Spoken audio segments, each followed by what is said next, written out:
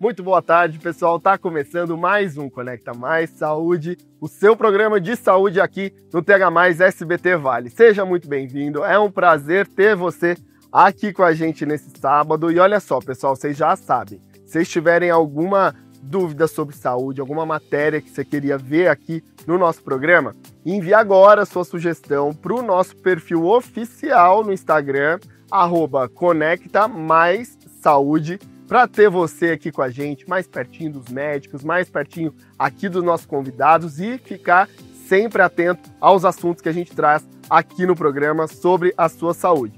E olha só, pessoal, quando a gente fala de saúde masculina, muitas vezes as pessoas ainda associam a questão da próstata, mas o cuidado, ele envolve muito mais a questão de prevenção, qualidade de vida, autoestima e os avanços com os novos tratamentos. Tem muita coisa nova vindo por aí, viu, pessoal? E olha só, no programa de hoje, a gente vai conversar com o Dr. Tito Macri. Ele é médico urologista e ele vai falar com a gente mais sobre a saúde do homem.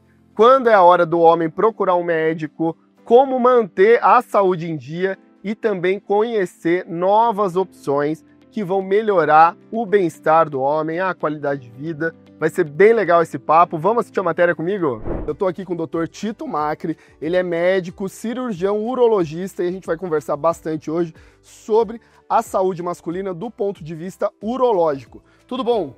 Tudo bem? Tudo certo? Doutor? Prazer estar aqui. Muito bom te receber aqui, doutor. Olha só, sempre os homens têm essa dificuldade, principalmente a dificuldade com rotina. O que seria assim, rotineiro, que seria bom para o homem frequentar o urologista? É uma vez por ano, é uma vez a cada 6 meses? Como é que funciona isso? Isso vai depender um pouco dos sintomas que o paciente tiver, mas uma vez ele não tendo nenhum tipo de sintoma, nenhuma queixa, a recomendação pela Sociedade Brasileira de Urologia é a partir de 50 anos para todos os homens.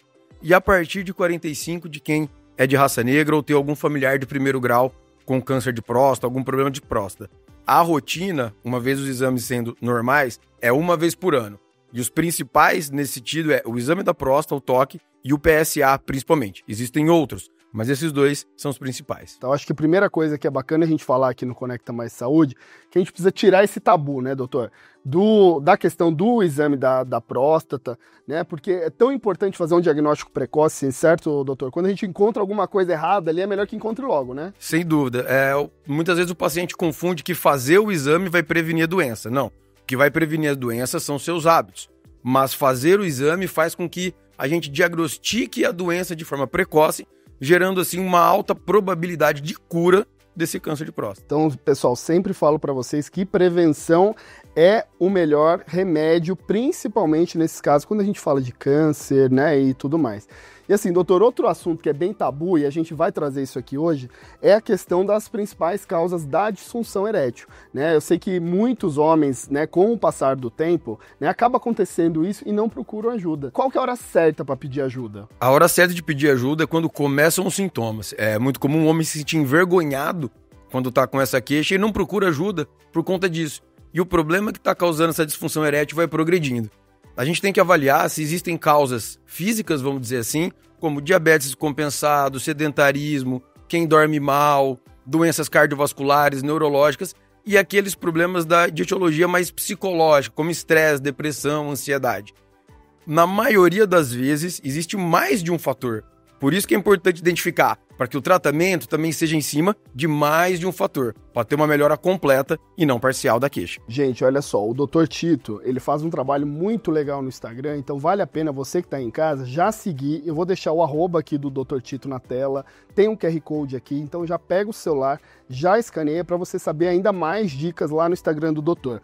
E doutor, assim, a questão da atividade física, eu sei que ela está muito relacionada também com a saúde, não só do homem, né, mas do ser humano em si. Mas o que a atividade física influencia nas questões urológicas também do homem? Tomando por base, de forma indireta, a atividade física, ela vai fazer um bem para o organismo como um todo. Vai melhorar a saúde cardiovascular, vai melhorar a eficiência de toda a bioquímica daquele organismo. Já está comprovado que a atividade física, principalmente a de hipertrofia de força, causa um aumento da testosterona.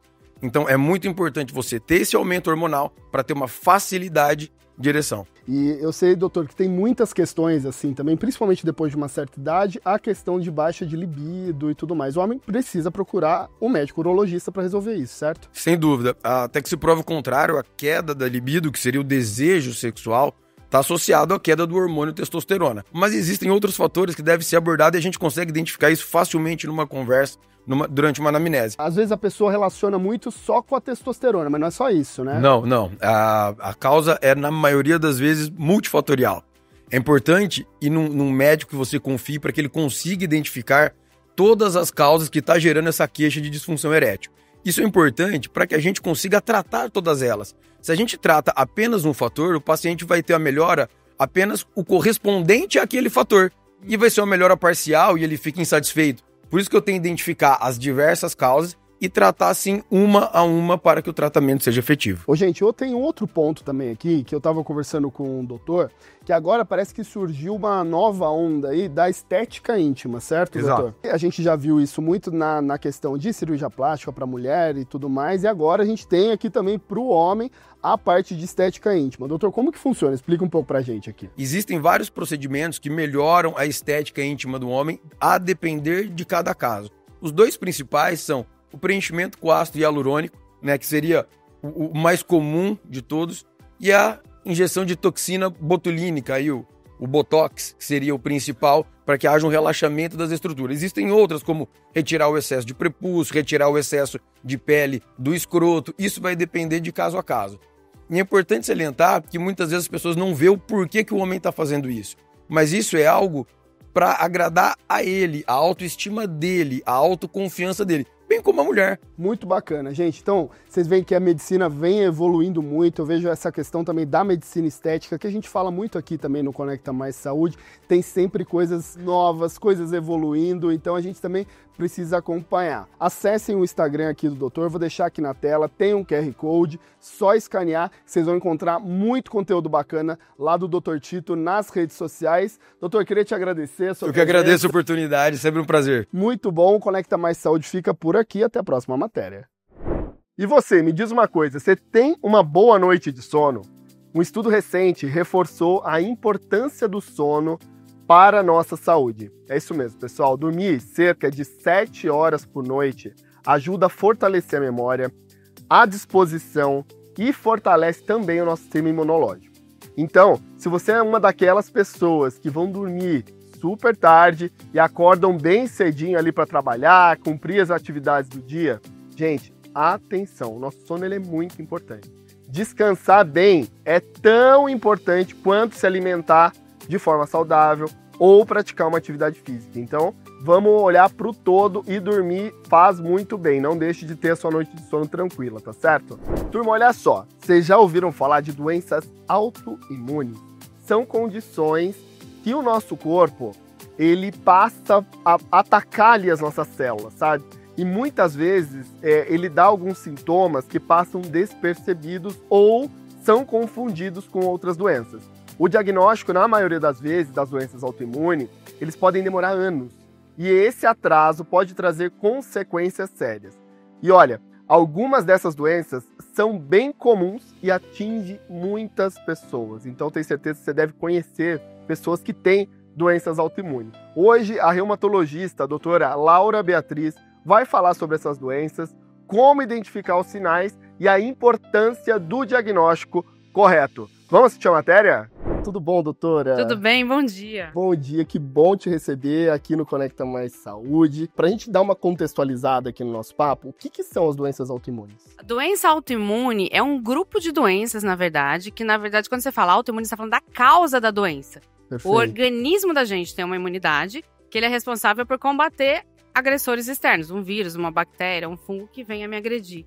Na doença autoimune, o organismo confunde, ele olha alguma estrutura do próprio corpo e ele passa a se autoagredir, por isso que vem o nome autoimune. Olha só, e por que demora tanto assim, doutor, às vezes, para fazer o diagnóstico desse tipo de doença? Então, você tem várias doenças que são autoimunes, umas de diagnóstico mais fácil, outras mais difícil, porque dentro de todas as especialidades você tem várias doenças autoimunes, né? Na endócrina, na gastro, na reumato, né?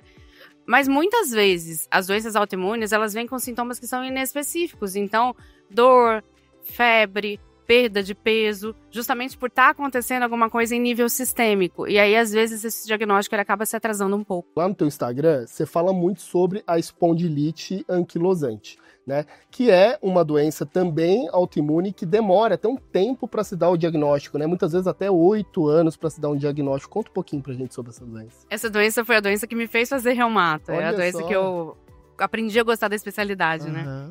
E é muito interessante porque ela é uma doença que justamente o atraso diagnóstico se dá porque ela comete preferencialmente homens jovens, em torno de 40 anos, com um sintoma muito comum que é dor nas costas, dor lombar, aqui pertinho do bumbum. Então, o homem jovem, a tendência é que ele vai procurar um reumatologista. Não, porque reumato é tido como um médico de pessoas mais velhas, mais idosas, o que é um erro, tá? Mas isso fica para outra entrevista. E aí ele procura um ortopedista. Tá. O ortopedista, tendo uma formação mais técnica, mais formada para a parte de doenças mecânicas, ao contrário do reumatologista, que é o médico clínico, que vai olhar o paciente assim como um todo, abordando aí o organismo como um todo, acaba que passa desapercebido. Que tipo de sequela que a pessoa pode ter se não tratar? Em primeiro lugar é o articular, né? Você está falando de uma doença que ela agride o próprio organismo, agride a articulação. E é uma articulação que fica aqui no comecinho da coluna, quase na bacia, na verdade, bem embaixo. Que a gente chama de sacroilíaca e que pode dar dor lombar. Quando o organismo agride, aquilo vai se destruindo e essa articulação se destrói e a pessoa começa a perder mobilidade. Doutora, e assim, a partir de que momento, né, que essa pessoa ela precisa procurar um reumatologista, né? Quais são os sinais assim que você considera? Vamos pensar na espondilite anquilosante, né? Quais são os sinais que ela deve de fato procurar um reumato para fazer uma avaliação? Uma dor lombar mais baixa, quando ela alterna de um lado para outro do bumbum, melhora com o movimento, piora com repouso, acorda com dor, rigidez e inchaço nas articulações. Pode vir com acometimento de pele, doença tipo psoríase, acometimento de olhos, então inflamação dos olhos tipo uveíte, que o oftalmo dá diagnóstico. Sim. Doença inflamatória intestinal, retocolite Crohn, são doenças que podem vir associadas. E sempre tiver um sintoma sistêmico, né? Tá uma coisa recorrente, não melhora, perda de peso, febre, inchaço, tá estranho, é bom investigar. Nossa, doutora, inclusive, então, até interessante isso que você trouxe, a questão da reumatologia, de fato, ser uma especialidade que ela vai olhar o todo, né? Porque só nesse exemplo, você tem aqui vários acometimentos. Você tem acometimento do intestino, você tem uveíte no olho, enfim. Então, o reumato, ele tem condição de fazer uma avaliação de todos os sintomas, né, para poder fazer, de fato, o diagnóstico. É isso mesmo? É isso, e por isso que a dificuldade diagnóstica, se você tem um olhar pontual para um joelho, para uma coluna, você esquece de fazer essa abordagem do todo, que faz toda a diferença. Gente, olha só que interessante. Então, a doutora faz um trabalho muito bacana lá no Instagram dela. Eu vou deixar aqui o arroba e o QR Code para você escanear e já saber um pouco mais sobre o trabalho da doutora, que eu acho que vale muito a pena a gente olhar, porque às vezes a gente está indo na especialidade específica do que está acontecendo, mas às vezes a gente está com várias dores espalhadas pelo corpo. A gente resolve uma coisa, não resolve outra, né? É legal ter uma visão